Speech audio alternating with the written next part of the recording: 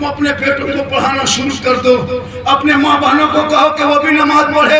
जब तू जुम्मा के दिन, आज जुम्मा है कि नहीं, आज तुम जुम्मा पढ़ने जाओगे जलसे के बाद, नमाजी बन के उठो।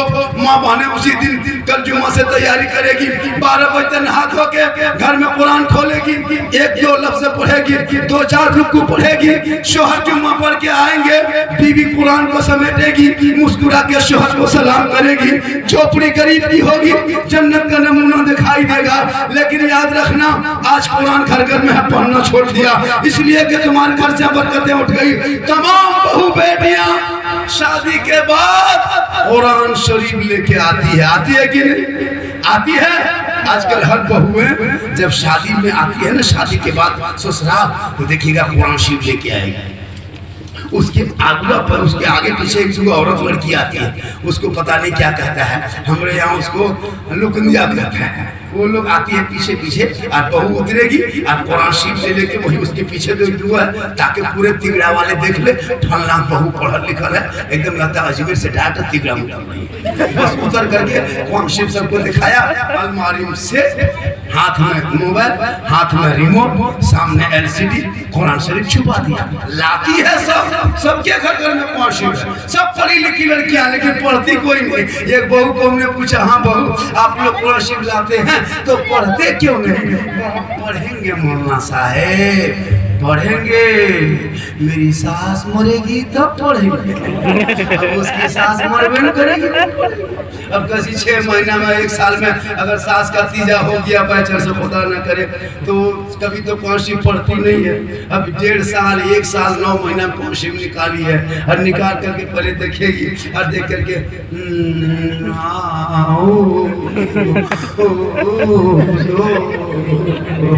अरे लगता है सास के बाद ससुर भी मर गया। कभी जिंदगी में पढ़ेगी तब ना। अब सास के 40वां पढ़ रही है, लगता ससुर भी मर गया, एकदम नहीं पढ़ पाती है। पढ़ेगी, देखिए लगता कोई आदमी उसके देखता है कि उसके घर में कोई रो रहा है, जब देखा कि नहीं रो रहा, रे उनकी बहुआ कुरान शरीफ पढ़ रही है।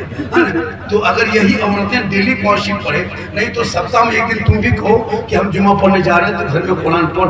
कसम खुदा की तेरी बीवी घर में कुरान पढ़ के जमा करेगी ना, 6 महीना में कहेगी इमाम को, इमाम साहब मेरा घर चलिए ना, हम जुम्मा पढ़ के 15 पारा जमा किए हैं, मेरे सास ससुर के नाम से बख्श दीजिए। लेकिन आपने कभी कहा नहीं, आप खुद नमाज नहीं पढ़ते हो, आपकी बीवी कुरान नहीं पढ़ेगी, आप आज तुम परेशान हो, मौलाना साहब ताबीज़ लिख दीजिए, मौलाना साहब पानी पढ़ दीजिए, क्यों परेशान हो? अरे जब एक माँ होती है, माँ के कदम में जन्नत है, माँ के चेहरे में बरकत है, माँ के आंचल में बरकत है, माँ के दुआ में बरकत कबूल है। एक माँ आंचल उठा तो दुआ कबूल होती है। आज तेरे घर माँ रहते हुए तुम भटकते हो यहाँ वहाँ, क्योंकि तुम्हारे घर में माँ है नमाजी नहीं, बीबी है नमाजी नहीं, बेटी है नमाजी नहीं, बेटा है नमाजी नहीं, परिवार एक घर में है। कुरान की खुशबू चली गई, कुरान की तिलावत चली गई, हर घर से मोबाइल की आवाज आ रही है। किसी घर में LCD चल रहा है, किसी घर में व्हाट्सएप खुला है, किसी घर में फेसबुक खुला है, कोई बेटा कार्टून देख रहा है। अच्छे 12-15 साल का लड़का सब गली में बैठ के 12 बजे रात तक PUBG फ्री फायर गेम खेल रहा है। हम लोग नहीं देखते हैं हजरत, जब हम लोग प्रोग्राम करके रास्ते में गुजरते हैं, गैर मुस्लिम के गांव में गुजरते हैं, तो उनका बेटा नहीं देखते बाहर है, गैरों का बेटा नहीं देखते। लेकिन जब मुसलमान के मोहल्ले में गुजरते हैं, 14 साल का बेटा है, 12 बजे रात है, गली में बैठा है, 13 साल का बेटा है, 1 बजे रात है, गली में बैठा है, 18 साल का बेटा है, 1-1:30 बजने लगा है, 3-4 लड़का बैठ के माथा सटा के PUBG गेम खेल रहा है, मन मन मन मन मन मन मन मन मन मन मन, अब पूरी रात मारे पर पार कर रहा है। अब बताओ मुसलमानों, तेरा बेटा वो गेम से घर में बाहर है, अब तेरा बेटा बाहर है, तुम्हारी बहू LCD पे सीरियल देख रही है, तेरा जवान बेटा है वो फेसबुक में चैट कर रहा है, व्हाट्सएप में खेल रहा है। तुम कहते मौलाना इस्लाम खतरे में है, इस्लाम खतरे में नहीं है, न खतरे में था, न कभी आएगा, न कभी रहेगा।